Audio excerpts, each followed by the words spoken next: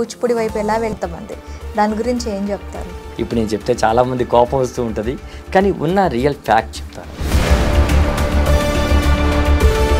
Single ఫామ్లో చేసేటప్పుడు ఖచ్చితంగా అబ్బాయిలు వేషధారణ వేసుకోవాల్సి వస్తుంది. ఆ టైంలో బయట నుంచి అవమానాలు, ప్రేమించే వాళ్ళు కూడా ఉంటారు కదండి. మా అమ్మగారికి మించినటువంటి ఇంకొక వ్యక్తి అనేవాళ్ళు నాకు ఎవరూ లేరు. కానీ ఈరోజు జీవితం అంతా బతికేది అమ్మగారి కోసం.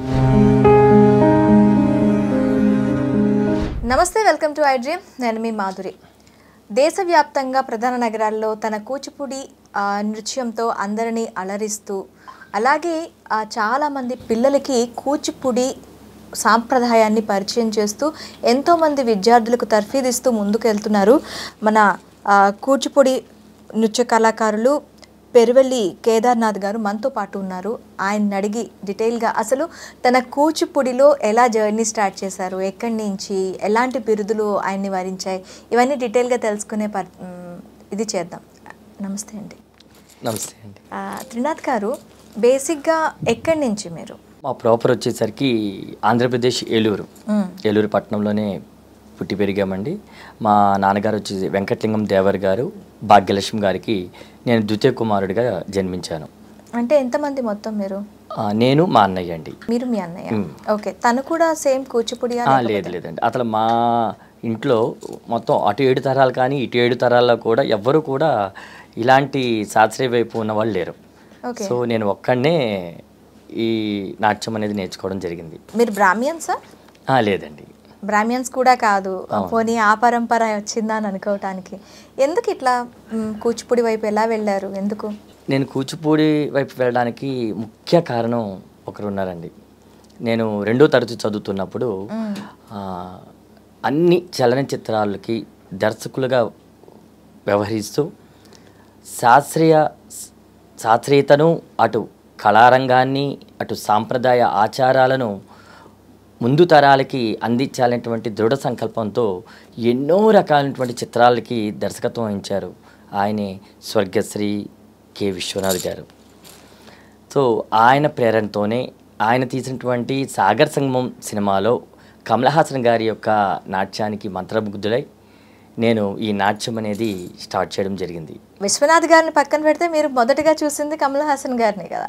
అవునండి. అంటే అప్పుడు నేను 2వ తరగతి చదివేటప్పుడు తెలియదు కదా, ఎవరు వాళ్ళు దర్శకులు ఎవరు ఏంటని తెలియదు. కానీ ఏంటంటే కమల్ హాసన్ గారు నూతి మీద ఒక డాన్స్ చేస్తారు, తక్కిట తదిమి అనే సాంగ్. సో ఆ సాంగ్ చూసిన తర్వాత నేను కూడా నేర్చుకోవాలని అనిపించింది. అలాగే అందులో చాలా నాద వినోదిని, చాలా మంచి మంచి సాంగ్స్ ఉన్నాయి. సో నా ప్రస్తావన అంతా కూడా ఎలా స్టార్ట్ అయింది అంటే అది కె. విశ్వనాథ్ గారు పుణ్యమే. ఈరోజు మేము ఒక్కళ్ళమే కాదండి, ఎంతోమంది కళాకారులు సంగీత పరంగా, సాహిత్య పరంగా, చిత్రలేఖన పరంగా, నాట్యం పరంగా ఈరోజు ఇంతమంది కళాకారులు మనకు వచ్చారు అంటే దానికి ముఖ్య రీజన్ కె. విశ్వనాథ్ గారు. ఆయన సినిమాలు చూసి చాలా మంది ఇన్స్పైర్ అయ్యి ఈరోజు చాలామంది ఆర్ట్ ఫామ్లో ఉండడం జరుగుతుంది. నిజంగా అలాంటి మనిషి ఈరోజు మన మధ్య లేకపోవడం చాలా దురదృష్టం. సో ముందు అలాంటి వాళ్ళు వస్తారని కూడా మనం ఆశించలేం. కానీ మనకున్నటువంటి సాంప్రదాయాలని, ఆచారాలని, శాస్త్రీయతల్ని కాపాడుకోవాల్సిన బాధ్యత మనకుంది. సో ఆ రకంగానే, ఆ క్రమంలోనే నేను ఈ నాట్యాన్ని నా జీవితంలో భాగంగా నేను ఎన్నుకోవడం జరిగింది. ఇన్స్పిరేషన్ అయినా కూడాను నేర్పే గురువు ఒకరు దొరకాలి కదా? అవునండి. ఎవరి దగ్గర నేర్చుకున్నారు? అసలు ఏ ఇయర్ నుంచి మీరు కూచిపూడి డాన్స్ నేర్చుకోవడం స్టార్ట్ జరిగింది? నేను ఏలూరులోనే కళాదీపిక నృత్య అకాడమీ ప్రిన్సిపాల్గా వ్యవహరిస్తున్నారు పార్వతీ రామచంద్ర గారండి. ఆమె దగ్గరే నేను 15 సంవత్సరాలుగా నేర్చుకున్నాను. నా ప్రస్తావన అనేది 1993 అక్టోబర్ 13వ తారీఖు మంగళవారం సాయంత్రం 6 గంటలకి నా నాట్య ప్రస్థానం స్టార్ట్ అయింది. వావ్, డేట్, టైమ్ అన్నీ గుర్తుపెట్టుకున్నారు. అవునండి, మరి ఈ జీవితం ఆ కళకే అంకితం. సో అందుకనే నా ఈ జర్నీ మొత్తం కూడా ఆరంభమైనటువంటి ఆ రోజు నా జీవితంలో ఎప్పుడూ మర్చిపోలేను. అయితే మీరు హైదరాబాద్ వచ్చిన తర్వాత మీకు ఎవరు ఎక్కువగా సపోర్ట్ చేశారు? అసలు హైదరాబాదు రావడానికి ముఖ్య కారణమే యాక్ట్రెస్ జయలక్ష్మి గారు. సో యాక్టర్ జయలక్ష్మి గారు కనుక మనం ముందుగా గుర్తొచ్చేది ఏంటి అంటే బొమ్మరిల్లు సినిమా చూసే ఉంటారు అందరూ. దాంట్లో సిద్ధార్థ అని బైక్ మీద ఎక్కించుకుని వెళ్తూ ఉంటారు. అవును. సో ఆమె మంచి ఇంటర్నేషనల్ కూచిపూడి డాన్సర్, అంతర్జాతీయమైన కూచిపూడి డాన్సర్. తెలుసు. సో ఆమె ద్వారానే నేను హైదరాబాద్ రావడం జరిగింది. వాళ్ళ ఇంట్లోనే నేను దాదాపు ఒక 2-3 మంత్స్ నేను కూడా ఉండడం జరిగింది. నిజంగా చెప్పాలంటే చాలా రిచ్గా ఉన్నటువంటి ఫ్యామిలీ వాళ్ళు ఎందుకు మన చూస్తారు, ఎందుకు మనతో అలా సన్నిహితంగా ఉంటారు అని అనుకుంటుంటారు కామన్గా. అంటే వాళ్ళ దగ్గరికి కూడా వెళ్ళే అంత కూడా మనకు ఉంటుందా అనుకుంటాం. కానీ నిజంగా దేవుడిచ్చిన అక్క నన్ను ఎంతగా అభిమానిస్తుందంటే తన సొంత కూతుర్లు ఎలా చూసుకుంటుందో నన్ను తమ్ముడిగా అంత బాగా అభిమానిస్తుంది. నిజంగా చెప్పాలంటే చెప్పే కదండి ఇందాక మా అమ్మగారు, మా టీచర్ గారు, తర్వాత నిజంగా నేను కృతజ్ఞతలు చెప్పుకుని ఎప్పటికీ జన్మదినముల రుణపడి ఉండాలంటే అది జయలక్ష్మి గారే. ఆవిడ పుణ్యం వల్లనే నేను ఈరోజు హైదరాబాద్ రావడం, నాకు అన్నిటికీ నేనున్నాను నీకు అంటూ ఆవిడ వెంట ఉంటానే ఉన్నారు. సో ఈరోజు కూడా ఆవిడతో జర్నీ జరుగుతుంది. అలాగే కేవి సత్యనారాయణ గారు అని చెప్పేసి ఏలూరు కళా తపస్వి కళారత్న అవార్డు, ఆయన చాలా సినిమాలు శృతిలయలు, స్వర్ణకమలం వీటన్నిటి కూడా నిత్య దర్శకత్వం వహించారు కేవి సత్యనారాయణ గారు. ఆయన బ్యాలెన్స్లు కూడా నేను చేయడం జరిగింది, చాలా సపోర్ట్ చేయడం జరిగింది ఆయన. అలాగే నాకు ఇక్కడ అరుణ భిక్షు గారు అని చెప్పి సెంట్రల్ యూనివర్సిటీలో ప్రొఫెసర్ మేడం, అలాగే వనజా ఉదయ్ గారు పొట్టిశ్రీరామ్ తెలుగు యూనివర్సిటీలో. తర్వాత నాకు మెయిన్గా సురేంద్ర క్రాంతి నారాయణ్, సురేంద్ర అనేది ఏ టాప్ ఏ గ్రేడ్ ఆర్టిస్ట్. అలాగే క్రాంతి నారాయణ గారు అని చెప్పి ఆవిడ మన శోభానాయుడు గారి ఒక స్టూడెంట్. అలాగే అజయ్ చక్రవర్తి అని చెప్పి హైదరాబాద్ అనమాట. అంటే వీళ్ళందరినీ నేను ఎందుకు చెప్పుకోవాలంటే నేను కొత్తలో నేను అంతా ఫిమేల్ రోలే వేసేవాడిని. వాళ్ళు నువ్వు ఫిమేల్ ఒక్కటే ఎందుకు వేస్తున్నావు, మేల్ ఎందుకు వేయట్లేదు, నువ్వు మేల్ రోల్ కూడా చెయ్యాలి అని నన్ను పట్టుబట్టి నన్ను మేల్ రోల్ చేయించేవాళ్ళు. ఒక భస్మాసురుడుగా, ఒక రావణాసురుడుగా, ఒక మహిషాసురుడుగా, ఒక రామానుజాచార్యులు, అలా ఎన్నో రకాలైనటువంటి పాత్రలు, విభిన్న పాత్రలు చేయడమైంది. వీళ్ళ బ్యాలెన్స్లో కూడా నేను దాదాపు ఒక్కొక్క బ్యాలెలో 8-9 పాత్రలు కూడా నేను చేశాను. సో అంటే ఎక్కువ పాత్రలు చేయాలి అంటే ఫస్ట్ కాల్ నాకే వస్తుంది. కేదార్ అయితేనే చేస్తాడు, ఎన్ని పాత్రలైనా చేయగలడు అనే ఉద్దేశంలో. సో అలాగే వీళ్ళు అలాగే బాలాజీ గారు అని చెప్పి స్లేట్ స్కూల్లో చేశారు ఆమె. తర్వాత నేను హైదరాబాద్ రాగానే ఫస్ట్ చిన్ని మాస్టర్ ప్రసాద్ గారు అని ఉంటారు, డ్యాన్స్ మాస్టారు, ఆయన ద్వారా నేను సంఘమిత్ర స్కూల్లో జాయిన్ అవ్వడం జరిగింది 2012. అక్కడ కూడా నాకు అరుంధతి మేడం ఆవిడ ద్వారా కూడా నేను అసలు టీచర్ అనే వాళ్ళు ఎలా ఉండాలి అనేటువంటి విషయాలను కూడా తెలుసుకోవడం జరిగింది. తర్వాత ఇప్పుడు నేను మహర్షి విద్యామందిర్ కొండాపూర్లో ఒక నృత్యోపాధ్యాయుడిగా వర్క్ చేస్తున్నాను. దీంట్లో వచ్చేసరికి వాసంతి పరశురామన్ గారు ప్రిన్సిపాల్ గారు, ఆవిడ కూడా ఒక ఉపాధ్యాయులు ఉన్నటువంటి టాలెంట్ ఏదైతే ఉందో 100కి 200% కూడా ప్రోత్సహించే మనిషి. అంటే నేను కొన్ని స్కూళ్ళల్లో ఇబ్బంది పడ్డా, నా ఆర్ట్ని వాళ్ళు ఎంకరేజ్ చెయ్యట్లా. సో దానివల్ల నేను చాలా డిసప్పాయింట్ అయ్యా, అన్ని స్కూల్స్ ఇలాగే ఉంటాయని. కానీ ఆమె మాత్రం నాలో ఉన్నటువంటి టాలెంట్ని ప్రోత్సహించి నన్ను అంటే ఎంత బాగా పిల్లలకి తీర్చిదిద్దాలో అంతవరకు నాకు సపోర్ట్ చేస్తున్నారు. అలాగే అక్కడ స్టాఫ్ అంతా కూడా సపోర్ట్ చేస్తూనే వచ్చారు. అలాగే నదియా ఒక ముస్లిం అమ్మాయి. ఈరోజు మతాలు కులాలు అని చెప్పి మనం కొట్టుకుంటాము, కానీ ఒక ఆర్ట్కి మతం లేదు, కులం లేదు. అవును, ఖచ్చితంగా లేదు, ఖచ్చితంగా అది మాటకి లేదు. సో నదియా, హలీం ఖాన్, ఇలా ఎంతోమంది, చంద్రశేఖర్ అని ఒకతరు మీ అందరికీ తెలుసు, చాందిని అంటారు. సో వీళ్ళందరూ దగ్గర కూడా నేను వర్క్ చేయడం జరిగింది. మంజు భార్గవి గారితో నేను బ్యాలెల్ చేయడం జరిగింది. దీపికా రెడ్డి గారు అని చెప్పి ఆవిడ దగ్గర కూడా బ్యాలెల్ చేయడం జరిగింది. అలా ఎంతోమంది నాకు ఉన్నతికి ఈరోజు హైదరాబాద్లోకి ఒకటండి ఏ మనిషి ఒక్కడు సింగిల్గా రారు, వెనకాల ప్రత్యక్షంగానో పరోక్షంగానో ఎవరో ఒకరు ఉంటారు. అలా వీళ్ళందరి ద్వారా అనమాట అండి. అలాగే ఎంతోమంది ఫ్రెండ్స్ కూడా నాకు సపోర్ట్ చేశారు. సతీష్ అని ఒకతను, కరీం అని చెప్పేసి ఒకతను, రామకృష్ణ అని, ఇలా ఎంతోమంది చాలామంది. నేను స్కూల్లో చదువుకునే రోజుల్లో అయితే నాకు శామన్ మాస్టర్ ఒక ఆయన ఉన్నారు, అలాగే కాలేజీలో స్వరూప్ గారు అని ఒక ఆయన ఉన్నారు. అంటే ఇలా చెప్పుకుంటూ పోతే ఎంతోమంది సహాయ సహకారాల వల్లే ఈరోజు కేదార్ అన్నవాడు ఈ పొజిషన్కి ఉన్నాడు. సో ముఖ్యంగా చెప్పాలంటే హైదరాబాద్ రావడానికి మేజర్గా ఉన్నటువంటి కారకులు జయలక్ష్మి గారు. సో అక్కకి హృదయపూర్వకంగా నమస్తే. మనకి భారతీయ నృత్య కళల్లో కూచిపూడి, కథక్, భరతనాట్యం, అలాగే కథక్కలి, ఇలా చాలా టైప్స్ ఆఫ్ డాన్స్ ఫామ్స్ మనకి ఉన్నాయి. అవునండి. ఎస్పెషల్లీ కూచిపూడికి మీరు ఎందుకు అట్రాక్ట్ అయ్యారు? ఈ డాన్స్ ఫామ్ గురించి చెప్తారా? నార్మల్గా మనకి శాస్త్రీయ నృత్యాలు 8. దాంట్లో వచ్చేసరికి అసలు మొదటిగా శాస్త్రీయ నృత్యం అనేది భరతనాట్యం నుంచే పుట్టుకొచ్చింది. తర్వాత భరతనాట్యం అంటే తమిళనాడు, తర్వాత మన కూచిపూడి నాట్యం వచ్చేసరికి తెలుగు రాష్ట్రాలు ఆంధ్ర, తెలంగాణ, అలాగే కథక్ వచ్చేసరికి నార్త్ ఇండియా, ఉత్తర భారతదేశము, మోహినియట్టం, కథాకళి వచ్చేసరికి కేరళ, ఒడిస్సీ వచ్చేసరికి ఒరిస్సా, అలాగే మణిపురి వచ్చేసరికి మణిపూర్, అండ్ క్షత్రియ నాట్యం వచ్చేసరికి సత్రియ, అస్సాం. సో ఇవి ఒక్కొక్క రాష్ట్రానికి సంబంధించినటువంటి శాస్త్రీయ నృత్య రీతులు ఉన్నాయి.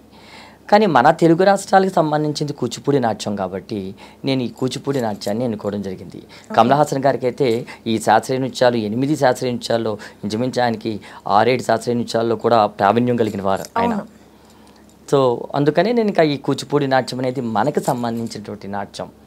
అంటే మన తల్లి ఎలాగో, మనం పుట్టిన ఊరు కూడా మనకి తల్లి లాంటిది ఎలాగో, అలాగే మన స్వస్థంలో ఉన్నటువంటి మన రాష్ట్రీయటువంటి నాట్యం కూడా మనకి తల్లితో సమానం. సో ఆ క్రమంలోనే నేను కూచిపూడి నాట్యం నేర్చుకోవడం జరిగింది. అంటే ఈ దీంట్లో కూడా మనకి డిఫరెంట్ కోర్సెస్ ఉంటాయి. కూచిపూడి బేసిక్స్ అని, తర్వాత అప్గ్రేషన్, ఎంతవరకు నేర్చుకున్నారు?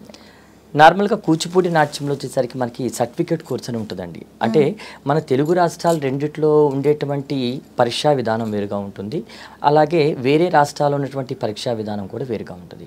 మనకి 4 సంవత్సరాలు సర్టిఫికేట్ కోర్సు, అలాగే 2 సంవత్సరాలు డిప్లొమా కోర్సు, అలాగే 2 సంవత్సరాలు ఎంఏ కోర్సు, తర్వాత పిహెచ్డి అండ్ ఎంఫిల్. మళ్ళీ మనకి central university of Hyderabad. So ఇవి మనకి టాప్ మోస్ట్ యూనివర్సిటీస్. ఆ యూనివర్సిటీలో కూడా ఎంపీఏ కోర్స్ అనేది కూచిపూడి, భరతనాట్యం, మన ఆల్ వెరైటీస్ ఆఫ్ క్లాసికల్ డాన్సెస్లో కూడా చేకూర్చడం జరిగింది. అంటే దీన్ని బట్టి అర్థం చేసుకోవచ్చు మన నాట్యం యొక్క ప్రాముఖ్యత ఎంత ముఖ్యమైనది అనేది. ఏలూరు నుంచి హైదరాబాద్ ట్రావెల్ కావడానికి ఏంటి రీజన్? అంటే నార్మల్గా ఏలూరు అనేది ఒక పట్టణం. అవును. సో అక్కడ మనకు ఉండే సోర్సెస్ అనేవి చాలా తక్కువ, మనకు అక్కడ అవకాశాలు అనేవి చాలా తక్కువ ఉంటాయి. తర్వాత కొన్ని ఫ్యామిలీ ఇష్యూస్ వీటన్నిటి వల్ల కూడా నేను హైదరాబాద్ రావడం జరిగింది. ఇంక హైదరాబాద్ వచ్చిన తర్వాత నాకు చాలామంది సపోర్ట్ చేయడం జరిగింది. వాళ్ళందరి వల్ల నేను ఈరోజు ఇక్కడ నిలబడ్డం. బీఎస్సీ బీఈడీ చేసి మళ్ళీ నాట్యంలో కూడాను స్పెషలైజేషన్స్ చేశారు, డిప్లొమా చేశారు. అవును. మరి ఆ తర్వాత మీరు అటు సైడ్ బీఎస్సీ బీఈడీ వైపు వెళ్లకుండా మళ్ళీ ఇక్కడే స్టాండ్ అయి స్టిక్ ఆన్ అయిపోయారు. ఎందుకలా? అది ఓన్లీ డిగ్రీ, ఒక చేతిలో డిగ్రీ ఉండాలి అని చెప్పి? లేదండి, నాకు సైన్స్ అంటే చాలా ఇష్టం. అందులో బయాలజీ అంటే నాకు చాలా ఇష్టం నా చిన్నతనం నుండి కూడా. రెండోది వచ్చేసరికి మా బాబాయ్ గారు, మా పిన్ని గారు ఇద్దరు కూడా ఉపాధ్యాయులే. అలాగే మా తాతగారు కూడా ఎడ్యుకేషన్ డిపార్ట్మెంట్లోనే వర్క్ చేశారు. నాకు చిన్నప్పటి నుంచి కూడా ఈ ఉపాధ్యాయ వృత్తి అంటేనే నాకు ఇష్టం. సో బయాలజీ చదివి బీఈడీ చేసి అందుట్లోనే ఉందామని అనుకున్నాను. ఆ క్రమంలోనే తర్వాత అనిపించింది అది ఎవరైనా చేస్తారు, కానీ నాట్యం అనేది అందరికీ రాదు. ఇది మీరు కోట్లు పోసినా కూడా ఎవరికి రాదు. ఇది ఆ యొక్క నటరాజుని యొక్క కృప ఉండాలి, ఆ కృప ఉండాలి, మనకి ఇంట్రెస్ట్ ఉండాలి.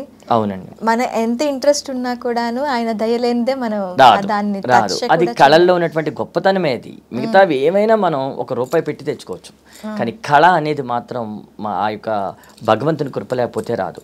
సో ఆ క్రమంలోనే ఇంకా నేను చదివినటువంటి దానికి స్వస్తి చెప్పి నేను ఇంకా పూర్తిగా కూడా ఈ నాట్య ఉపాధ్యాయుడిగానే చేయడం, ఇంకా ఇలా కంటిన్యూ అవుతున్నాను. అయితే ఇప్పుడు కోర్సెస్ చేశారు, అంతా బాగానే ఉంది, ప్రదర్శనలు కూడా చాలా దగ్గరలో ఇచ్చారు. మీకు ఎలాంటి బిరుదులు వరించాయి ఇప్పటి వరకు?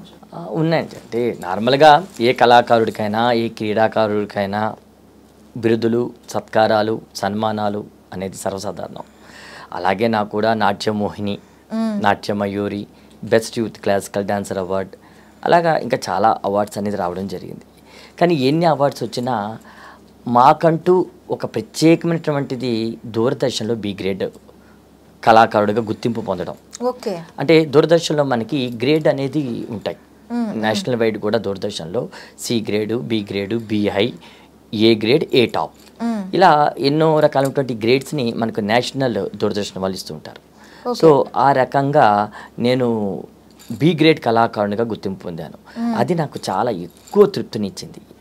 దానికి కూడా ఏంటంటే చిన్నప్పుడు దూరదర్శన్ కేంద్రంలో ఉదయము 9 to 9:30 ఒక డ్యాన్స్ ప్రోగ్రామ్స్ వచ్చేవి. అంటే అన్ని రాష్ట్రాల వాళ్ళు వచ్చేవి, అలాగే మన తెలుగు వాళ్ళు వచ్చేవి. అందుట్లో నేను ఎక్కువగా వనజా ఉదయ్ గారు అని చెప్పి మనకు పొట్టి శ్రీరాములు తెలుగు యూనివర్సిటీలో ఆవిడ ప్రొఫెసర్గా చేస్తున్నారు, హెడ్ ఆఫ్ ద డిపార్ట్మెంట్గా కూడా చేసి ఉన్నారు. సో ఆవిడ డ్యాన్స్ ఎక్కువ చూసేవాడిని. చిన్నప్పుడు అనుకునేవాడిని నేను కూడా అలాగా దూరదర్శన్లో చేయగలనా అని. సో మా గురువు గారి ప్రోద్బలము అలాగే ఆ భగవంతుని కటాక్షం వల్ల అవకాశం నాకు దొరికింది.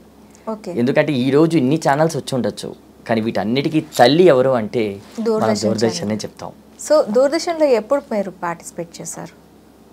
దూరదర్శన్లో నేను 2014 ఆడిషన్ జరిగింది, 2015లో నేను చేయడం జరిగింది.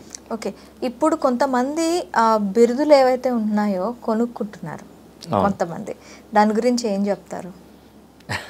ఇప్పుడు నేను చెప్తే చాలామంది కోపం వస్తూ ఉంటుంది, కానీ ఉన్న రియల్ ఫ్యాక్ట్ చెప్తాను. ఒక కళాకారుడికి కావాల్సింది సత్కారాలు బిరుదులు అనేది వాస్తవమే. అది ఎంతవరకు అంటే వాళ్ళని ఉత్సాహపరచడం వరకు మాత్రమే, ప్రోత్సహించడానికి మాత్రమే. కానీ కళాకారుడికి ముందు కావాల్సింది ఆ కళ మీద తృష్ణ, ఆ కళ మీద పట్టుత్వం, ఆ కళ మీద శ్రద్ధ. ఆ ఒక కళాకారుడుగా నేను గుర్తింపు పొందాలి అంటే చేయవలసిన కృషి. సో ఇవన్నీ ఆలోచించినట్టయితే ఈరోజు క్రమంలో అవి చాలా మరుగున పడిపోయినాయి. ప్రతి ఒక్కరికి ఈరోజు అవార్డులే.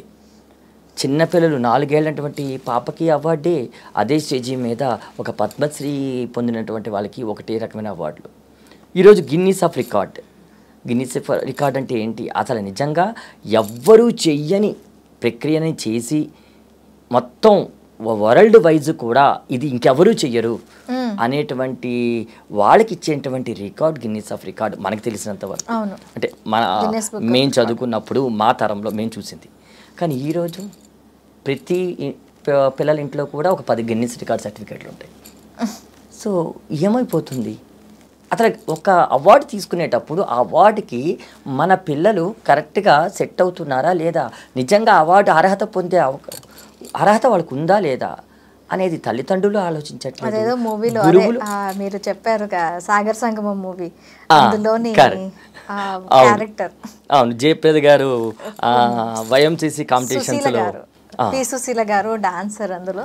అవును. సో అంటే ఎలా అయిపోతుంది అంటే ఈ అవార్డుల మీద పడిపోయి నాట్యాన్ని పక్కన పెట్టేస్తున్నారు.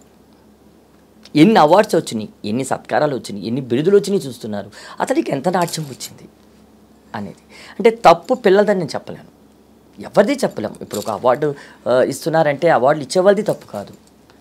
సో వెళ్ళే స్టూడెంట్కి ఉండాలి, మనం నిజంగా అవార్డు తీసుకుంటామా, ఇచ్చేవాళ్ళకి ఉండాలి. సో అది మన దౌర్భాగ్యంగానే భావించాలి. నేను ఒకటే కోరుకుంటున్నాను సంస్థలందరికీ కూడా, మీరు అవార్డులు ఇవ్వడం తప్పని నేను చెప్పను, కానీ నిజంగా అవార్డుకి వాళ్ళు అర్హులా కాదా అనే దాన్ని నిర్ణయించి మీరు ఇస్తే నిజంగా మీరు ఎంతోమంది కళాకారుని ప్రోత్సహించిన వాళ్ళు అవుతారు. సో మరి అది ఇంకా బాధాకరమైన విషయం అండి. మార్పు అనేది రావాలి సొసైటీలో. అయితే చాలా అందంగా కనిపిస్తూ ఉన్నారు. ఎప్పుడైనా ఎవరి దగ్గర నుంచి అయినా అమ్మాయి అని భ్రమించి ప్రపోజల్స్ ఏమైనా ఎప్పుడైనా వచ్చాయా? ఉంటాయండి, చిన్నగా. అంటే పెద్దగా ఎక్కువ ఏం లేదు, ఎందుకంటే నేను కొంచెం మేకప్ చేసుకున్నంత వరకు మాత్రమే ఆహార్యంలో నేను ఒక అమ్మాయి. రెండోది వచ్చేసరికి కొంచెం స్ట్రిక్ట్గానే ఉంటాను. అంటే ఇంకా ఈ గెటప్ వేసుకున్న తర్వాత ఎలా ఉండాలంటే అండి, ఒక నిజంగా ఒక అమ్మవారు, ఒక లక్ష్మియో, ఒక సరస్వతో అన్నట్లుగా మూర్తిభవించినట్లు ఉండాలి. సో అందుకని అంత పెద్దగా ఏం లేదు. కానీ ఒకసారి 2000 సంవత్సరంలో మనకి డాన్స్ 2000 అని ఈటీవీలో జరిగింది. దానికి ఉదయ్ భాన్కర్ యాంకర్, ఆమె యాంకర్గా చేసినటువంటి ఆ ఛానల్లో డాన్స్ 2000లో నేను పార్టిసిపేట్ చేశాను. అలా చేసినప్పుడు అక్కడ ఉన్న బాయ్స్ ఉంటారు కదా, వాళ్ళు చూసి, అంటే అప్పుడు చాలా సన్నగా ఉన్నాము, చూసి నిజంగా అమ్మాయి అమ్మ అనుకుని ఇంకేముంది నేను మా పేరెంట్స్ని తీసుకొచ్చి పెళ్లి చేసుకుంటాను అని కూడా ప్రపోజ్ చేయడం జరిగింది. తర్వాత అందరూ వాళ్ళు చెప్పారు, లేదురా బాబు తను ఆయన అబ్బాయే, అమ్మాయి కాదని. సో అలా చిన్న చిన్నవండి, అవి కూడా స్పోర్టివ్గానే తీసుకుంటాం. అయితే అబ్బాయిలు అమ్మాయి రూపంలో డాన్స్, ఇప్పుడు కథక్ తీసుకున్నాం అనుకోండి, కథక్ ఫామ్స్లో మనకి ఎలా ఉంటుందంటే అబ్బాయి వేషధారణ అబ్బాయే చేస్తాడు, అమ్మాయి వేషధారణ అమ్మాయే చేస్తుంది. కానీ కూచిపూడి కానీ కథక్కలి కానీ అమ్మవారి వేషధారణ అయినా కూడాను సింగిల్ ఫామ్లో చేసేటప్పుడు ఖచ్చితంగా అబ్బాయిలు వేషధారణ వేసుకోవాల్సి వస్తుంది. ఆ టైంలో మీకు ఏమైనా ఇబ్బందులు, అంటే బయట నుంచి అవమానాలు కానీ ఇబ్బందులు కానీ రావడం జరిగిందా? ఉంటాయండి, డెఫినెట్గా ఇబ్బందులు లేకుండా ఉండడం. కానీ మీకు ఒక విషయం చెప్పాలి, అసలు ఎందుకు స్త్రీ వేషధారణ వేసుకుని చేయాల్సి వచ్చింది అంటే, మన కూచిపూడి యొక్క సాంప్రదాయమే మగవాళ్ళు ఆడవేషం వేసుకుని చేయడం. దీనినే రూపానురూపం అంటాం. ఈ ప్రక్రియలో ఏంటంటే, ఇది వరకు మన కూచిపూడి ఎలా ఉండేదంటే యక్షగానాలు, భాగవత మేళ అంటే ఒక డ్రామాటిక్ స్టైల్లో ఉండేది. అసలు ఈరోజు మనం చేసినట్టుగా సోలో పెర్ఫార్మెన్స్ లేవు అసలు. అది ఒక నాటికని, ఒక ఇతివృత్తాన్ని తీసుకుని దాన్ని ప్రజెంట్ చేయడం జరిగేది. ఆ క్రమంలో ఒక మగవాళ్ళు మాత్రమే చేయాలి, ఆడవాళ్ళకి అసలు అవకాశం అనేది లేదు. మన కూచిపూడి నాట్యంలో ఆడవాళ్ళకి నాట్యం చేసే అర్హత లేదు. ఒకప్పుడు మగవాళ్ళే ఆడవేషం వేసుకుని చేసేవాళ్ళు. సో ఆ ప్రక్రియనే నేను ఫాలో అవుతూ వస్తున్నా. ఈ కూచిపూడి నాట్యాన్ని కూడా మొట్టమొదటిగా మనకి ఇంట్రడ్యూస్ చేసింది సిద్ధేంద్ర యోగి గారు. భామా కలాపం, సత్యభామ యొక్క భామా కలాపం అనేటువంటి అంశం ద్వారా ఈ కూచిపూడి అనేది మనకి వెలుగులోకి వచ్చింది సిద్ధేంద్ర యోగి ద్వారా. సో ఇలాంటి వేషధారణతో ఈ రోజుకి అదే సాంప్రదాయాన్ని భావితరాలకు అందించాలనేటువంటి సదుద్దేశంతోనే నేను ఇలా చేయడం జరుగుతుంది. కానీ సమాజం ఎలా ఉంటుందంటే, అర్థం చేసుకునే దానికన్నా అపార్థం చేసుకునే వాళ్ళు ఎక్కువ మంది ఉంటారు.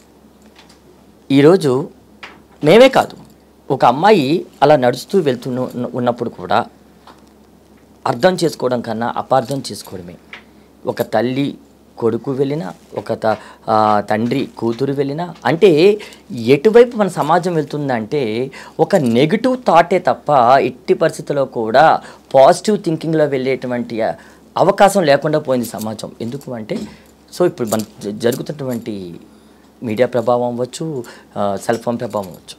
సో మీరు అడిగిన దానికి ఎన్నో రకాలైన అవమానాలు మేము పొందాం. వీడు ఆడంగి వేషం వేస్తాడు, వీడు ఎలా పడితే అలా బిహేవ్ చేస్తూ ఉంటాడు, వీడి నడక ఆడంగానే ఉంటుంది, వీళ్ళు ఇంకా అంతే.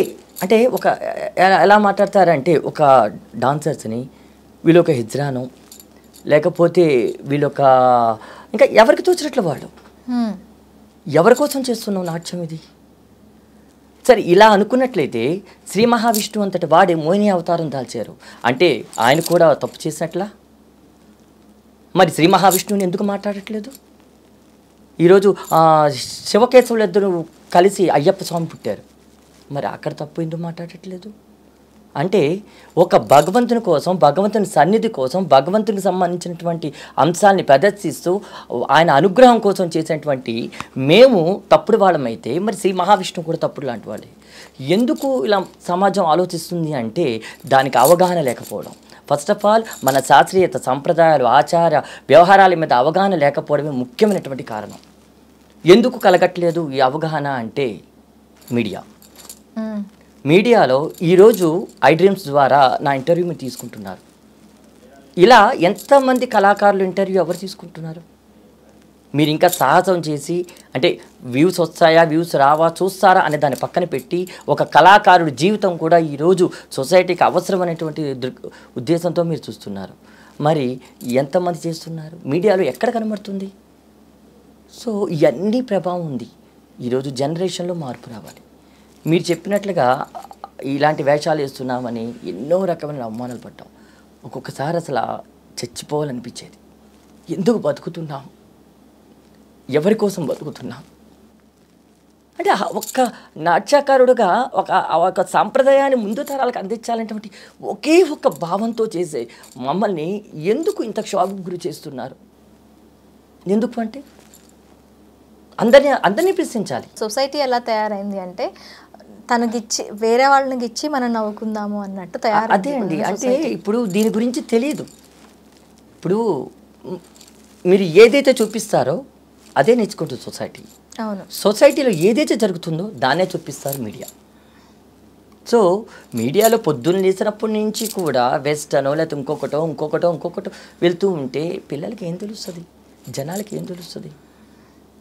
సో ఈ టైప్ మన సాంప్రదాయాలు అంటే ఇవిరా, అవి కాదు. మనం ఎక్కడి నుంచో వెస్టర్న్ కల్చర్ నుంచి తీసుకొచ్చింది కాదురా మన సాంప్రదాయాలు ఇవి. ఒక నాట్యం, ఒక సంగీతం, ఒక చిత్రలేఖనం, ఒక శిల్పం, ఇవే కాదు 64 కళలు మన దాంట్లో ఉన్నాయి. వీటిని నేర్పించాలి అనేటువంటి ఇది మరి మీడియా ద్వారా రావాలి. అలాగే గురువులు చెప్పాలి. తల్లిదండ్రుల్లో మార్పు ఫస్ట్ రావాలి. ఏ తల్లిదండ్రులు ఒక కళాకారుడు అవ్వాలని ఆలోచిస్తారు చెప్పండి? ఇంజనీరింగ్ అవ్వాలి, డాక్టర్ అవ్వాలి, లేకపోతే కలెక్టర్ అవ్వాలని ఆలోచిస్తారు తప్ప ఒక్క కళాకారుడు మా పిల్లలు అవ్వాలని ఎంతమంది ఆలోచిస్తారు?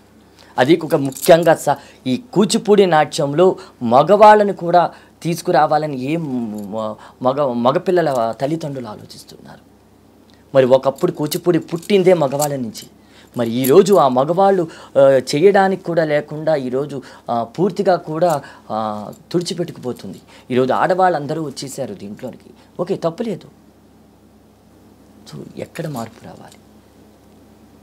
మార్పు అనేది అత్యవసరం.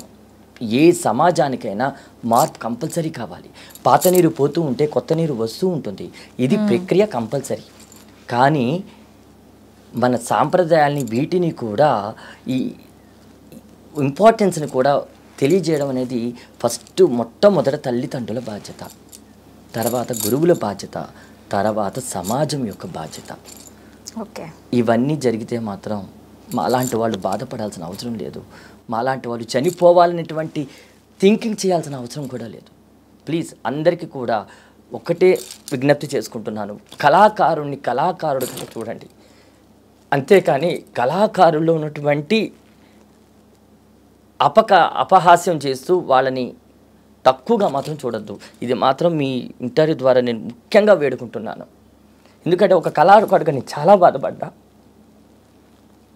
ఎందుకు బతుకుతున్నాను అని చెప్పి ఎన్నోసార్లు అనుకున్నాను చనిపోవాలని. ఇది ఎవరి కోసం? మీకోసం చేస్తున్నాం, భగవంతుని కోసం చేస్తున్నాం, మీ ఆనందం కోసం చేస్తున్నాం. ఇది నా కోసం చెయ్యట్లా. నేను బతుకు తెరవడం కోసం ఒక రూపాయి సంపాదించుకోవడానికి చేస్తున్నా. మీరు చూశారు, ఇంత గెటప్తో, ఇంత వేషధారంతో 3 గంటల సేపు మేకప్ చేసుకుని మిమ్మల్ని ఆనందపరచడానికి చేస్తున్నాం. సో అర్థం చేసుకుంటారు అనుకుంటున్నాను నేను.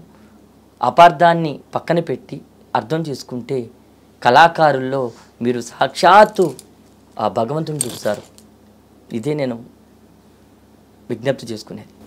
అయితే ఇది పక్కన పెడితే మిమ్మల్ని ప్రేమించే వాళ్ళు కూడా ఉంటారు కదండి. వాళ్ళల్లో ముఖ్యంగా ఉన్నవాళ్ళు అంటే ఎవరు? మీకు మొదటగా గుర్తొచ్చేది ఎవరు? నన్ను ప్రేమించేవాళ్ళు అంటే ఎవరికైనా ఒకళ్ళే ఉంటారండి. మీరే చెప్పండి ఎవరు? ఎందుకంటే మన లైఫ్లో ఎంతోమంది వస్తారు, వెళ్ళిపోతారు.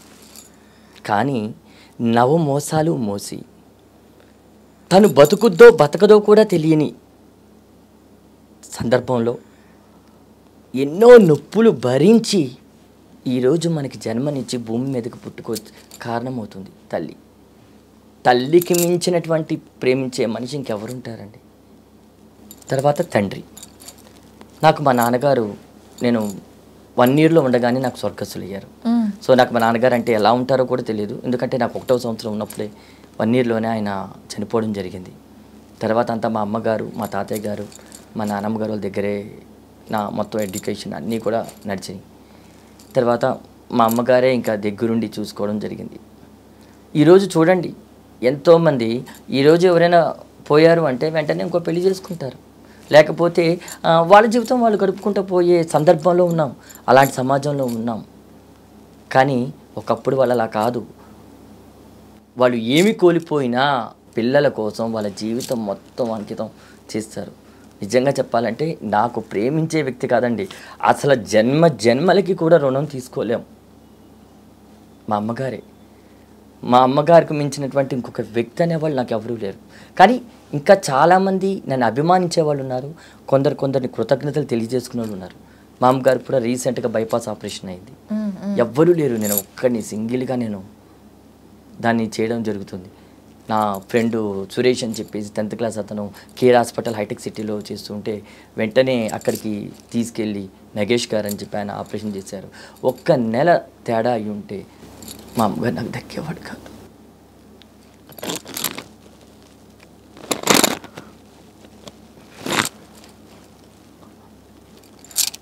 ఈరోజు జీవితం అంతా కూడా బతికేది అమ్మగారి కోసమే. ఒకటే కోరుకుంటా భగవంతుడిని, ఆవిడ వెళ్ళిపోయిన తర్వాత నా జీవితం అక్కల నన్ను కూడా తీసుకెళ్ళిపోమనే కోరుకుంటా. ఆవిడ ఎన్నో కష్టాలు పడింది. ఈ వయసులో అట్లీస్ట్ ఆవిడ ఆనందపరిచితే ఈ జన్మగా చాలు. ఇంకా తర్వాత మా అమ్మగారు కాకుండా అయితే ఇంకా మా టీచర్ గారు, ఆమెను ఇంకొక అమ్మని చెప్పాలండి. తల్లిదండ్రులు మనకి జన్మని మాత్రమే ఇస్తారు, కానీ ఒక్క గురువు మాత్రమే ఆ జన్మకి సార్థకత చేకూర్చేది, ఒక మార్గాన్ని నిర్దేశించేది. అంటే ఏ బిడ్డ అయినా కూడా, ఏ మనిషి అయినా కూడా ఎటువంటి మార్గంలో వెళ్ళాలి అనేటువంటి నిర్దేశన చూపించేది ఒక గురువు మాత్రమే. కానీ మనకి మొట్టమొదటి గురువు మన అమ్మ, తర్వాత గురువు మన నాన్న, వీళ్ళ తర్వాత వచ్చేదే మన గురువు. సో అలాంటి మంచి గురువు అమ్మే కాదు, ఇంకా అంతకన్నా ఇంకొక మాట ఏదైనా ఉంటే చెప్పచ్చేమో. నిజంగా మహాతల్లి పార్వతీ రామచంద్ర గారు, ఈరోజు మీరు నన్ను ఇంటర్వ్యూ చేస్తున్నారు అంటే అది నా గొప్పతనం కాదు. ఒకటి పుట్టించిన మా తల్లిదండ్రులది, రెండోది నాకు ఇంత విద్యను ప్రసాదించి ఈరోజు మీ ఎదుట మీ ఛానల్లో మాట్లాడే అవకాశం కల్పించారు అంటే అది మా గురువు గారే, పార్వతీ రామచంద్ర గారు. ఎన్ని జన్మలైనా మా అమ్మకి కొడుకుగానే పుట్టాలి, ఎన్ని జన్మలైనా కూడా మా గురువు గారికి శిష్యుడిగానే ఉండాలి. అయితే మనం నాట్యం కూచిపూడి గురించి మనం మాట్లాడుకుంటూ ఉంటే మనం బిఫోర్ చూసాం ముద్రలు కానీ ఇవి కానీ ఇప్పుడు మనకి చాలా తక్కువ కనిపిస్తున్నాయి. ఏమైనా రూపాంతరాలు చెందాయా, లేక వచ్చి రాని వాళ్ళు చెప్పటం వల్ల కావాల్సిన నాలెడ్జ్ పిల్లలకి అందట్లేదంటారా? ఇప్పుడు మేము ఈ గెటప్ వేసుకున్నాం, దీనికి మీరు చూసారు 3 గంటలు పట్టింది, 3 అవర్స్. తర్వాత ఇంటర్వ్యూ ఒక 1.5 అవర్ 2 అవర్స్. అంటే ఒక 5-6 అవర్స్ మేము దీని మీద ఉంటాం. ప్రోగ్రామ్ చేసినప్పుడు 10 అవర్స్ ఉన్న సందర్భాలు ఉన్నాయి. అంటే ఇంత బరువును కూడా క్యారీ చేస్తూ ఎదుటి వాళ్ళని ఆనందింప చేయాలనేటువంటి దృక్పథంతో ఎలాంటి బరువునైనా కూడా సునాయాసంగా కష్టం అనకుండా చేసుకుంటూ వెళ్తున్నాం.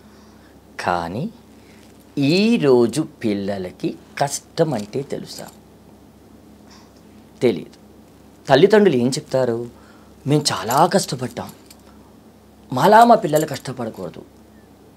తప్పులేదు, ఎక్కడ కష్టపడకూడదు అంటే మీరు చిన్నప్పుడు పొలం పనులు చేస్తూ ఉంటే సరే అలాంటి కష్టపడద్దు, ఇంకో రకంగా కష్టపడద్దు అని చెప్పు.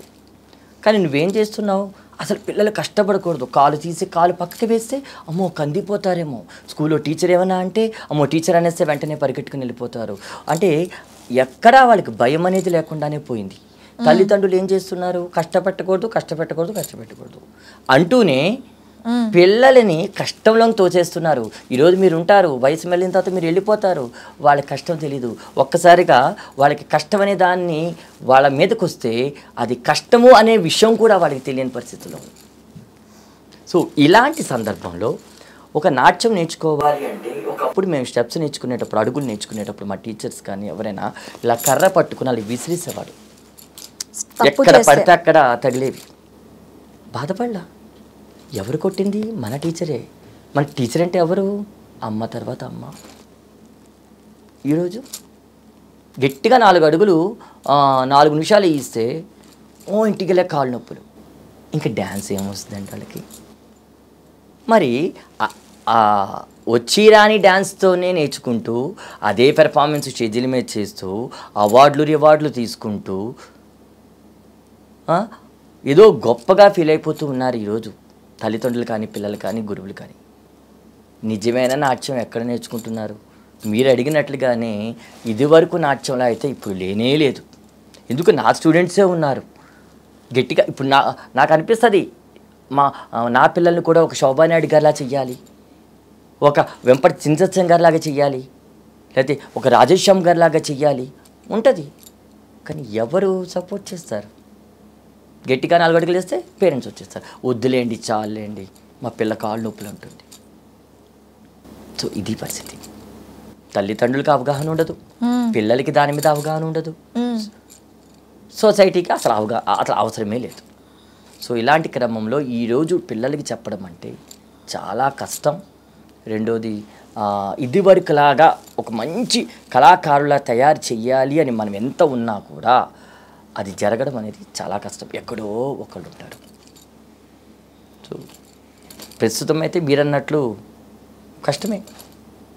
అప్పటికి ఇప్పటికి తేడా చూసుకున్నట్లయితే చాలా తేడా ఉంది. అయితే మీ పిల్లలు అంటున్నారు మీ శిష్యులను రెడీ చేయాలని. అవును. ఏదైనా స్కూల్ స్థాపించారా దానికోసం? అవును, నాకు గౌరీశంకర నాట్యాలయం అని చెప్పేసి ఒక సంస్థను స్థాపించడం అయింది. సో ఆ గౌరీశంకర్ నాట్యాలయ ద్వారానే నేను చాలామంది విద్యార్థులు తయారు చేయడం జరుగుతుంది. మాది ఇన్స్టిట్యూట్ వచ్చేసరికి ప్రగతి నగర్లో ఉంటుందన్నమాట, నిజాంపేట్ ప్రగతి నగర్లో. అలాగే అమీన్పూర్ అని చెప్పి ఒక చోట నేను లావణ్య గారని మహతి ఆర్ట్స్ అకాడమీ నడిపిస్తూ ఉన్నారు, అక్కడ కూడా నేను క్లాసెస్ చెప్పడం జరుగుతుంది. చాలామందికి చెప్పాము, చిన్నపిల్లల నుంచి పెద్దవాళ్ళ వరకు వయో పరిమితి లేకుండా. ఇంకా చాలామంది సాఫ్ట్వేర్లు కూడా వచ్చేవాళ్ళు. పాప వాళ్ళకు ఉన్నటువంటి బిజీ షెడ్యూల్లో కూడా ఆఫీసులు చూసుకుని వచ్చి నేర్చుకుని కూడా వెళ్ళేవాళ్ళు. అలాగే మా టీచర్ గారి దగ్గర చాలా పాత వాళ్ళు, అంటే 60 ఏళ్ళ వాళ్ళు కూడా వచ్చి నేర్చుకునేవాళ్ళు. అబ్బా, అంటే వాళ్ళకి ఆశ ఉండిపోతుంది. అమ్మో పోయేలోపు జిజ్ఞాస ఉండిపోతుంది. ఒక్కటైనా ఆశ అనకూడదు, ఎందుకంటే ఆ ఏజ్లో ఉన్న వాళ్ళకి ఏంటంటే అన్నీ తీరిపోయిన తర్వాత కానీ ఏదో మనసులో తీరిపోలేదనే ఒక లోటు, జిజ్ఞాస, ఆశ కాదు. సో ఆ రకంగా కూడా నేర్చుకున్నారు. ప్రజెంట్ అయితే నేను ఈ ఇన్స్టిట్యూట్ చెప్తూ, అంటే ఓన్లీ ఇవి క్లాసెస్ చెప్తారా లేకపోతే ఆన్లైన్ క్లాసెస్ చెప్తారా? ఆన్లైన్ కూడా చెప్పేవాడి. అంటే కరోనా టైం అంతా ఆన్లైనే కదా, మ్యాక్సిమం కరోనా టైం అంతా ఆన్లైన్. ఎలా సస్టైన్ అయ్యారండి కరోనా టైంలో? కరోనా టైం అంటే మేమే కాదండి, ప్రతి ఒక్కళ్ళు సఫర్ అయ్యారు. చాలామంది అనుకుంటారు డబ్బున్నోడు ఏముందిలే వాళ్ళు అనుకుంటారు. ఎవరికి ఉండే బాధలు అడిగి ఆ రోజు పడినవి. డబ్బున్నోళ్ళు వాళ్ళకు ఉన్నంతలో చాలామందికి హెల్ప్ చేస్తూనే వచ్చారు. కానీ ముఖ్యంగా అండి కళాకారులు అయితే మాత్రం చాలా చాలా సఫర్ అయ్యారు. ఎంతోమంది కళాకారులు ప్రాణం కోల్పోయారు. ఎందుకంటే ప్రభుత్వం వాళ్ళు మిగతా అన్నిటికీ ఇచ్చినటువంటి పథకాలు కానీ లేకపోతే ఇటువంటి పెన్షన్లు కానీ ఈ కళాకారులకి తక్కువ ఉంటున్నాయి, ముఖ్యంగా నృత్య కళాకారులు. సో వాటన్నిటి వల్ల చాలా ఇబ్బంది పడ్డాం. నేను కూడా చాలా ఇబ్బందులు పడ్డాను. సో ఆ టైంలోనే నాకు ఒక తాండూరులో కృష్ణవేణి కాన్సెప్ట్ స్కూల్ అని ఉండేది, అక్కడ నేను వర్క్ చేసేవాడిని. దాంట్లో ప్రశాంత్ గారు ప్రిన్సిపాల్ గారు, డైరెక్టర్ సతీష్ గారు, సో వాళ్ళందరూ నన్ను పిలిపించడము, అక్కడే ఉంచి నాకు ఉద్యోగం ఇవ్వడము. సో చాలా విధంగా నాకు వాళ్ళు సపోర్ట్ చేయడం జరిగిందండి.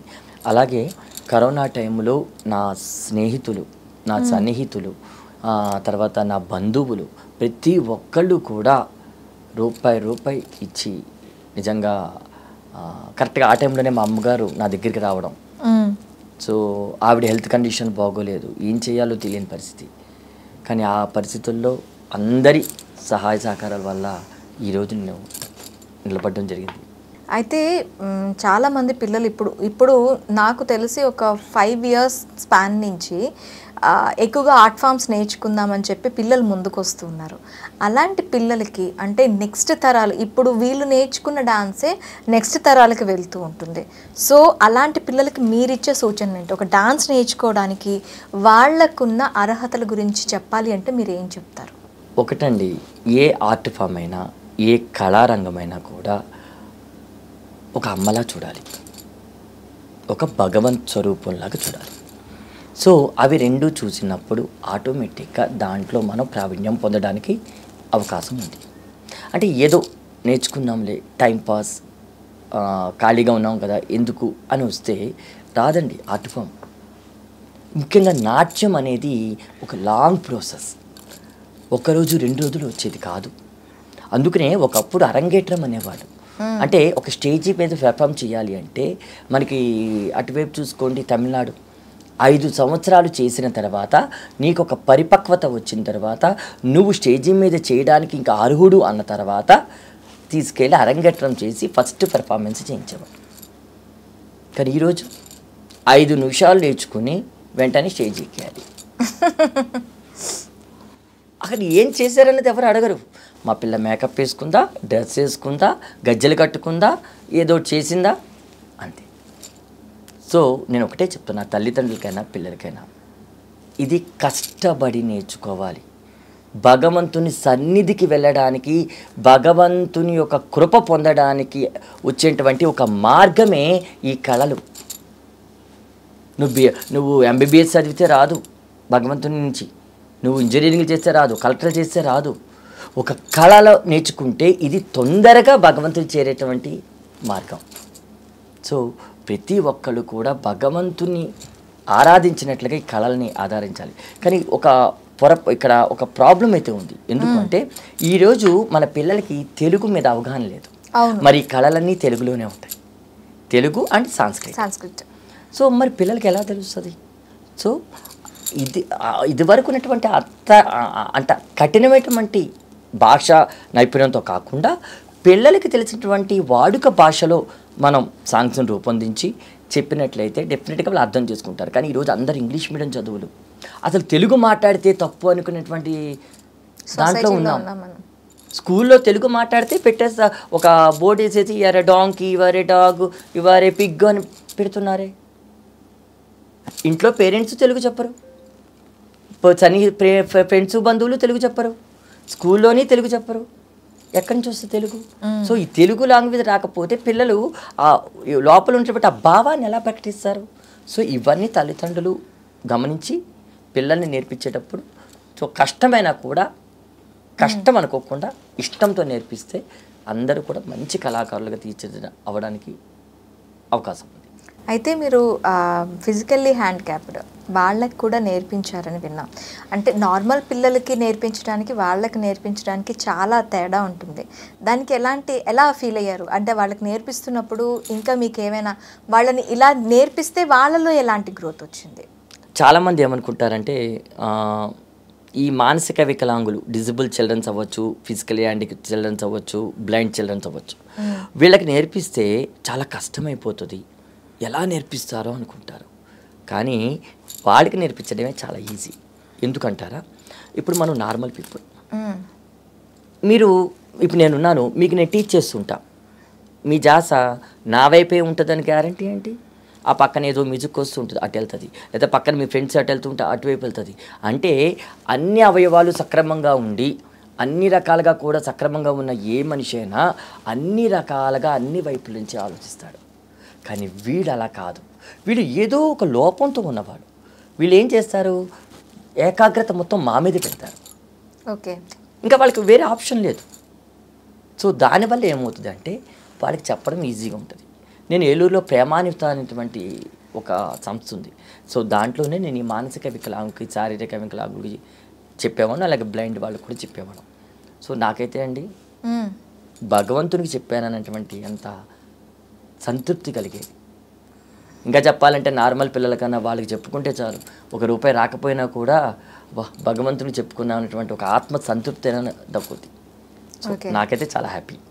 అయితే ఈ డాన్స్ కాకుండా ఇంకా మీరు ఏం చేస్తుంటారు? నార్మల్గా నేను హరికృష్ణ ప్రొడక్షన్స్ అని చెప్పి ఈవెంట్ ఆర్గనైజేషన్ కూడా స్టార్ట్ చేశానండి. దీనికి కూడా చిన్న స్టోరీ ఉంది. కరోనా అన్నారు కదా, కరోనా టైంలో నాకు ఒక చిన్న కుర్రోడు అనమాట, అంటే 20 years కుర్రోడు, హరి అని చెప్పి ఒక అతని పరిచయం. సరే, తనతో పాటు తను డెకరేషన్స్ అన్నీ బాగా చేస్తాడు, బెలూన్ అండ్ ఫ్లవర్ డెకరేషన్స్ అన్నీ. తనతో పాటు సరదాగా వెళ్ళా, నేను కూడా ఊరికనే వస్తాను రా అంటే, రా అన్నా పర్లేదు అని చెప్పి వెళ్ళా. అలా వాడితో పాటు చేస్తూ ఉంటే వాడికి సహాయం చేస్తూ అలా నేర్చుకుంటూ అలా సరదాగా నేర్చుకున్నాను. అదే ఈరోజు హరికృష్ణ ప్రొడక్షన్స్ అని చెప్పి పెట్టి నేను అటు డెకరేషన్స్, మ్యారేజ్లకి, తర్వాత బెలూన్ డెకరేషన్స్, బర్త్డే పార్టీలకి, వీటన్నిటికీ కూడా చేస్తూ ఉన్నాను. అంటే అంత ఎక్కువ నాకు టైం ఉండదు, నాకున్నటువంటి టైంలో నేను అవి కూడా చేస్తున్నా. గ్రూప్ ప్రవేశాలకి నిజంగా చెప్పాలంటే చిన్న కుర్రోడైనా కూడా తను నాకు గురువుతో సమానం. అంతే కదండి. ఇప్పుడు ఒక విద్య నేర్చుకుని దాని నుంచి మనం ₹1 ఎర్న్ చేస్తున్నామంటే మరి ఆ మనిషి మన గురువుతో సమానం. వాడు 1 year కుర్రోడైనా అంతే. సో అందుకనే తనని మర్చిపోకూడదు, ఆ గురువు పెట్టిన భిక్షే. కాబట్టి నాకు ఈరోజు తన పేరే పెట్టుకుని హరికృష్ణ ప్రొడక్షన్స్ అని పెట్టుకున్నాను. సో అది కూడా రన్ అవుతూ ఉంది. అది ఇంకా గ్రోత్ రావాలి. సో దానికి ఇంకా కొంచెం టైం పడుతుంది. అయితే ప్రభుత్వానికి కానీ తల్లిదండ్రులకు కానీ మీరు ఏమైనా చెప్పాలి అనుకుంటున్నారా? ప్రభుత్వానికైతే అండి, ఇప్పుడు మనకి ఎన్సీసీ అని, స్కౌట్ అని, గైడ్స్ కానీ, అలాగే స్పోర్ట్స్ అని, వీటన్నిటిలో కోటాలు ఉన్నాయి. అవును. ఎడ్యుకేషన్లో కానీ, జాబ్ ఆపర్చునిటీస్లో. కానీ మన దౌర్భాగ్యం ఏంటంటే మన ఆర్ట్ ఫామ్లో కోటాలు లేవు. అవును. అంటే నాకు తెలిసినంత వరకు, ఒకవేళ ఎక్కడైనా వేరే రాష్ట్రాల్లో మరి ఇస్తున్నారేమో నాకు తెలియదు, మ్యాక్సిమం అయితే లేవు. ఒక క్రీడాకారుడి యొక్క ముఖ్య ఉద్దేశం ఏంటి? మన శరీర తత్వం, ఫిజికల్ ఫిట్నెస్ పర్ఫెక్ట్గా ఉండడానికి క్రీడలు అనేవి దోహదపడతాయి. అవును. కానీ కళలు ఎందుకు దోహదపడతాయి? మన మానసిక ప్రశాంతత కోసం. అంటే ఫిజికల్ ఫిట్నెస్ ఎంత ఇంపార్టెంటో mental fitness is the most important. ఈరోజు ఫిజికల్ ఫిట్నెస్ లేకపోయినా పర్వాలా, మెంటల్ ఫిట్నెస్ అనేది లేకుండా ఉంటే మాత్రమే. అందుకని ఆ మెంటల్ ఫిట్నెస్ లేదు కాబట్టి ఈరోజు ఎంతోమంది చిన్న చిన్న పిల్లలు కూడా సూసైడ్ చేసుకుంటున్నారు. సో ఫిజికల్ ఫిట్నెస్తో పాటు mental fitness is the most important. So మరి వాళ్ళకి నువ్వు కోటాలు ఇచ్చినప్పుడు ఇంత కష్టపడుతున్నావు, ఇంత కళాకారులు ఓన్లీ మా వరకే కాదు, ప్రపంచవ్యాప్తంగా మన భారతదేశం యొక్క ఔన్నత్యాన్ని, సాంప్రదాయాలని, ఆచారాలని, శాస్త్రీయతలను చాటుతున్నాం. మరి మాకెందుకు లేవు? నేను కోరుకునేది ఒకటి, ఈ ఛానల్ ద్వారా ఎవరైనా కూడా గవర్నమెంట్ సెక్టార్లో ఉన్న వాళ్ళు చూస్తే డెఫినెట్గా మాకు కూడా రిజర్వేషన్స్లో ఎంతో కొంత పర్సంటేజ్, మీరు ఎక్కువ ఇవ్వమని మేము అడగట్లేదు, కానీ ఒక్క పర్సంటేజ్ అయినా కూడా ఎంతోమందికి జాబ్స్ రావడం కుదురుతుంది. అలాగే పెన్షన్స్ సరే అందరికీ ఇస్తున్నారండి, గవర్నమెంట్ ఇస్తున్నారు, మిగతా వాళ్ళు కూడా, కానీ ఇంకా ఎక్కువ ఇస్తే బాగుంటుంది. రెండోది, పెద్ద పెద్ద వాళ్ళని మనం సన్మానాలు చేస్తూ ఉంటాం. సో నాట్యానికి సంబంధించిన గురువుల్ని కూడా, ఎందుకంటే ఈరోజు శిష్యులు ఉన్నారు అంటే కళాకారులు ఉన్నారు, పిల్లలకి అవార్డు ఫంక్షన్లు బోర్డులు ఉన్నాయి, గురువులకి ఎంతమందికి ఉన్నాయి? సో గురువులకు కూడా సత్కరించుకుని వాళ్ళకి ఎంతో కొంత గవర్నమెంట్ సహాయం చేస్తే సో వాళ్ళు కూడా బతకడానికి అవకాశం ఉంటుంది. ఇంకా తల్లిదండ్రులకు అంటారా, ఒకటే అండి, మనం ఎటువైపు నిర్దేశిస్తే అటువైపు మాత్రమే పిల్లలు వెళ్తారు. మన నిర్దేశన అనేది సరిగ్గా లేకపోతే ఆ పిల్లలు కూడా పక్కదోవ పడతారు. తల్లిదండ్రులు గ్రహించాల్సింది, పాశ్చాత్య కల్చర్ని నేర్చుకోవద్దని నేను చెప్పను, ఇంగ్లీషు ఆంగ్ల భాష నేర్చుకోవద్దని నేను చెప్పను, కానీ మనకు మాత్రమే సొంతమైనటువంటి మన తల్లి భాష అయినటువంటి తెలుగు భాషని మర్చిపోకుండా ఉంటే చాలు. ఇంకా కొన్నాళ్ళు ముందుకెళ్ళిపోతే అమ్మ అంటే పిల్లలకి ఇదేదో వల్గరీ మాట అనేటువంటి స్టేజ్ వచ్చేసే పొజిషన్. అమ్మ అంటే ఏంటి అని అడిగే పొజిషన్ కొంతకాలం అయితే వస్తుంది. సో తల్లిదండ్రులకు ఒకటే చెప్తున్నాను, మన కళలు, మన సాంప్రదాయాలు, ఆచారాలు నేర్పించినట్లయితే పిల్లలు ముందు తరాలకి వాళ్ళ యొక్క మెంటల్ ఎబిలిటీ స్ట్రాంగ్ అవుతుంది. సో దానివల్ల ఏమవుతుంది, ఆటోమేటిక్గా వాళ్ళు కూడా స్ట్రాంగ్గా ఉంటారు. ఎటువంటి ఇలాంటి సూసైడ్స్ కానీ లేకపోతే ఇంకొకటో అలాంటి వాటికి వెళ్లకుండా వాళ్ళు కూడా 10 మందికి ధైర్యం ఇచ్చేలా ఉంటారు. తల్లిదండ్రులు ఒకటి చెప్తున్నా, పిల్లలకి మన చదువులు మనకెందుకు వృత్తుల పరంగా ఉపయోగపడతాయి. మనం చదివితే మనకు ఒక ఉద్యోగం వస్తుంది, ఉద్యోగం పరంగా మనకు ఒక మనీ ఎంటర్ అవుతుంది, దట్ ఈస్ వృత్తి. కానీ ఈ ఆర్ట్ ఫామ్స్ ఇత ప్రవృత్తులు, ఇవి మనకి మానసిక ఉల్లాసం కలిగించేవి.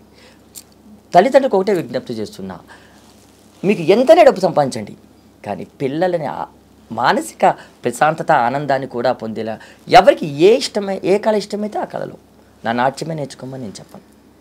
సో అలా చేసినట్లయితే పిల్లలు అట్లీస్ట్ మన సాంప్రదాయాలు ఇప్పటి నుంచైనా మనం కాపాడుకున్న వాళ్ళు అవుతాం.